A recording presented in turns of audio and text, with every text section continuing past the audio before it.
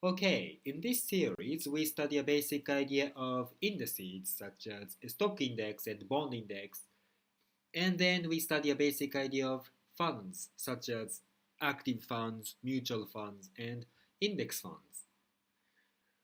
For that, we should know about basic portfolios. There are several kinds of portfolios. A fixed weight portfolio is a portfolio which has fixed weights. For example, suppose you invest your money in three companies' stocks: Royal Dutch Shell, Barclays, and Marks and Spencer. Suppose you say, I want 20% of my money to be invested in Royal Dutch Shell and 30% of my money in Barclays and the other 50% of my money in Marks and Spencer. That's 20%, 30%, 50%. So your portfolio weights are 2 to 3 to 5. And you want to maintain that weights next month and the month after the next and so on.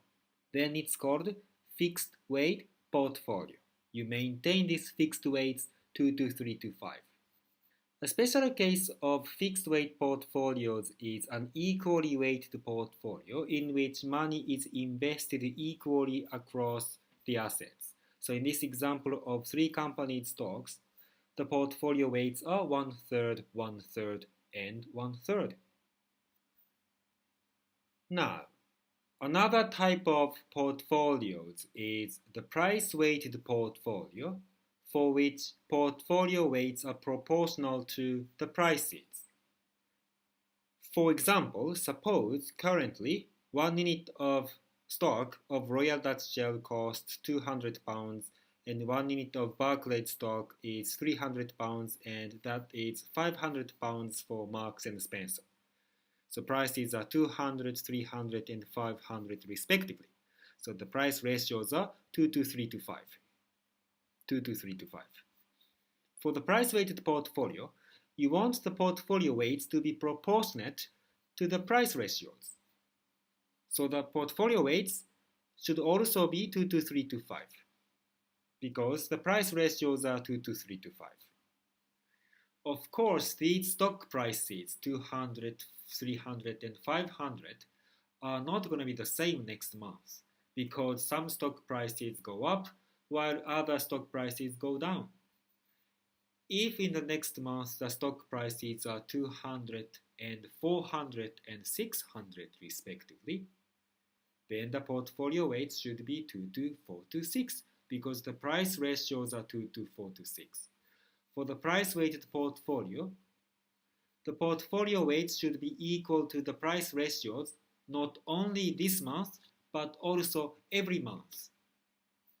One easy way to achieve the price-weighted portfolio is to buy one of each stock. Suppose the stock prices of these three companies are currently 200 and 300 and 500 pounds, respectively. If you buy one of each stock, then you are investing 200 pounds in Royal Dutch Shell, 300 pounds in Barclays, and 500 pounds in Marks and Spencer. So your portfolio weights are 2 to 3 to 5, which is equal to the price ratios. Okay? So if you buy 1 unit of each stock, then it's automatically price-weighted portfolio.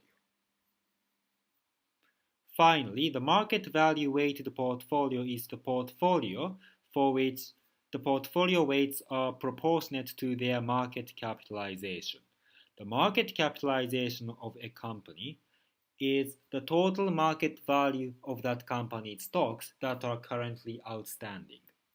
So the market capitalization of a company is equal to the price of that company's stock times the number of stocks currently outstanding.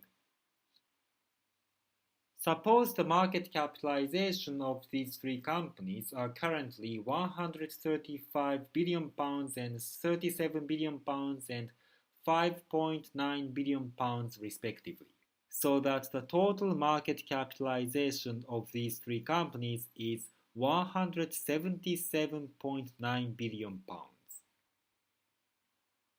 Out of this total market capitalization, £177.9 billion, Royal Dutch Shell accounts for 75.9%. If you divide this 135 by 177.9, Barclays accounts for 20.8% and Marks and Spencer accounts for 3.3%. The market value-weighted portfolio has portfolio weights that are proportionate to their market capitalization. So the portfolio weights should be equal to these numbers. 75.9% of the money is invested in Royal Dutch Shell, 20.8% of the money in Barclays, and 3.3% of the money in Marks and Spencer. That's the market value weighted portfolio. Now let me talk about the relation between these portfolio types and investment strategies. First, fixed weight portfolios need rebalancing because the weight deviates as the prices of stocks change. For example, to keep an equally weighted portfolio, one has to sell some of the stocks whose prices rose and buy stocks whose prices dropped. That is contrarian investment strategy. Let me explain this with a simple numerical example. Suppose you are an investor who has £400,000 and you want to construct an equally weighted portfolio by buying Royal Dutch Shell and Barclays. So you invest 200k in Royal Dutch Shell and another 200k in Barclays. Suppose in the following month the price of Royal Dutch Shell's stock doubles while the stock price of Barclays drops to half. You invested 200k in Royal Dutch Shell and 200k in Barclays. If the Royal Dutch Shell's stock price doubles, then the value of the stock of Royal Dutch Shell you own is no longer 200k but 400k. It doubled.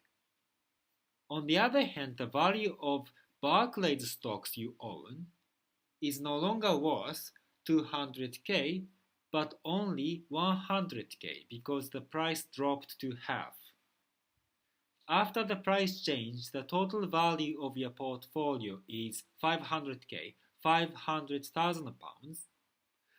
Royal Dutch Shell accounts for 400k and Barclays accounts for 100k. So it's no longer equally weighted. Originally, you invested 200k in Royal Dutch Shell and 200k in Barclays. So it was equally weighted. After the price change, the portfolio weights are 400 to 100, 4 to 1. So it's no longer equally weighted. Because the total value of your portfolio is 500k, the equally weighted portfolio should invest 250k in Royal Dutch Shell and 250k in Barclays. So in order to recover equal weights, you should sell some of your stocks of Royal Dutch Shell to get 150k, which you spend on buying Barclays. And by doing so, £250,000 is invested in each of the companies.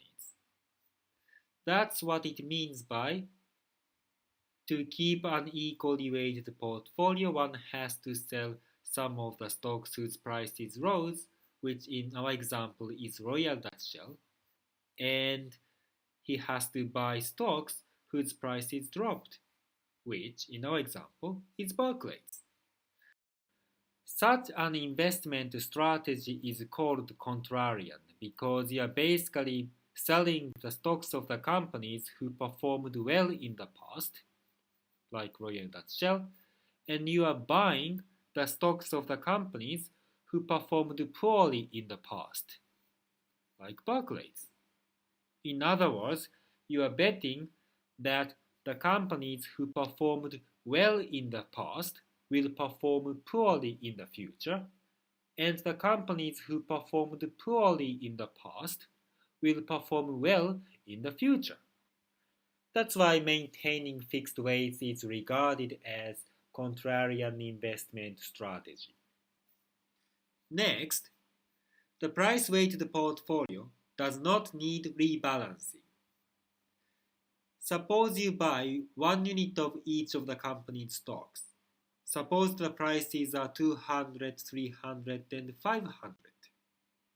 So that the price ratios are 2 to 3 to 5. Then your portfolio weights are also 2 to 3 to 5.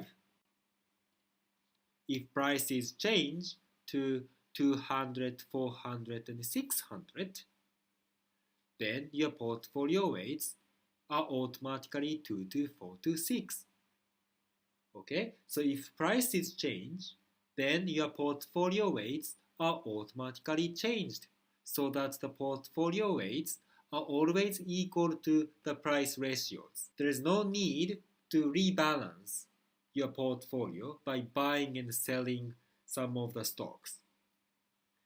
The same thing can be said about the market value weighted portfolio. So if you have the market value weighted portfolio, you don't need any rebalancing. Even if prices of the company's stocks change so that the market capitalization of these companies change, your portfolio weights will also change so that your portfolio weights will be equal to the new ratios of market capitalization. And the reason is because the market value weighted portfolio is a special kind of price-weighted portfolio. Imagine each company issues only 1 unit of stock. Usually, companies issue lots of small stocks. But imagine a hypothetical situation in which each company issues only a single large stock. If each company issues only one stock, then the market capitalization is equal to the price of that single stock. In that case, the market value weighted portfolio and the price weighted portfolio are identical. So this property of the price weighted portfolio applies to the market value weighted portfolio as well. So if you want to have a price weighted portfolio or a market value weighted portfolio, you buy some stocks and afterwards you leave them alone. Okay? So even if the price of the Royal Dutch Shell goes up and up and up so that the market capitalization of Royal Dutch Shell goes up and up, that's fine for the price weighted portfolio or market value weighted portfolio, because for these portfolios, higher price or higher market capitalization simply means more weight on Royal Dutch Shell. So if you maintain a price-weighted portfolio or a market value-weighted portfolio as an investor, it means that you are investing more and more money in stocks whose prices are rising. You put more and more weights on companies who have been doing well. In other words, you are betting that the companies who did well in the past will do well in the future as well. Such an investment strategy is said to be momentum. So, the price-weighted portfolio or market value-weighted portfolio corresponds to momentum investment strategy, while the fixed-weight portfolios correspond to the contrarian investment strategy.